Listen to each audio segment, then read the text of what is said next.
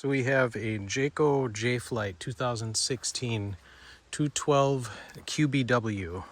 Been having issues the past 3 weeks with my 12 volt deep cycle battery power. About 3 weeks ago, I was listening to music inside of the camper. The music just cut out. Thought I had a dead battery. Went and checked the battery power. Swapped out with another spare battery that I had. Still was not getting power to the unit.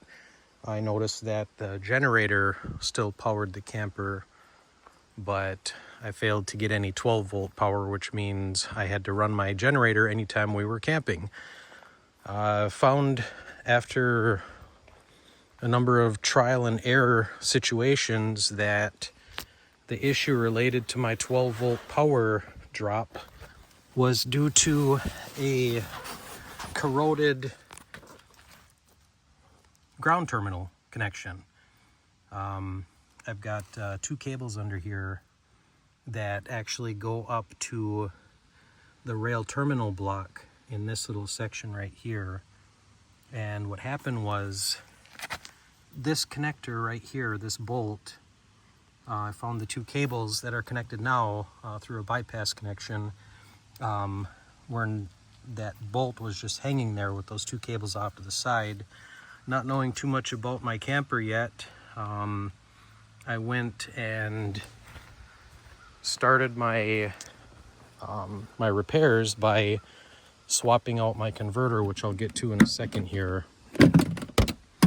However, this cable right here, I found after some more trial and error that this is my primary 12 volt cable connection.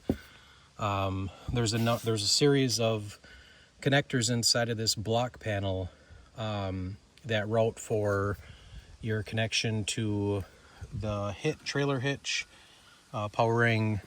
There's a generator charge that comes from the pickup truck. Say if you have your pickup harness connected to it. There also are some other connections in there that head this way that feed your trailer lights and all that good stuff. Like I said, I'm not much of a camper repair serviceman or anything like that. I work on computers for a living. So this was a little out of my realm, a little bit out of my profession. However, as I mentioned, after a series of trial and error, poking around and prodding, I tracked this cable all the way back to that primary block where the converter is housed underneath my oven. Found I was getting 12 volts. However, when I hooked up to the new converter, my power was dropping down to 0. And that one really confused me. So this is the old model here. That is a WF-8735P. I swapped it out with the WF-8735A, which actually is the dual connector, which verifies if it's a lithium battery or a nickel 12 volt deep cycle battery, which was kind of cool. However, after my research, I found that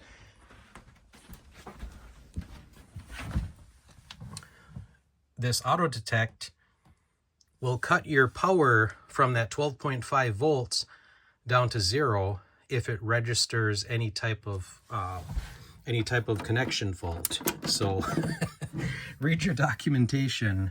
This definitely was the problem that I ran into with mine. I watched a number of YouTube videos. I was trying to just do some personal research without having to go to Camper World or Coons RV. No knocking against them, but I can't really afford a $200 an hour service repair charge. I thought maybe there was a possibility that maybe a mouse or something had chewed through the line, but when I trailed that 12 volt connector back from the battery all the way to the front end, which kind of loops on around here, I originally thought I was going to have to possibly dig up my subflooring. Thankfully didn't have to do that, because that connection goes right up through there into the housing on the back side of where that converter is. And there there were no issues with cabling being chewed through, but keep an eye on your negative terminal connections, because that very well could be the issues that you're dealing with your loss of 12 volt power.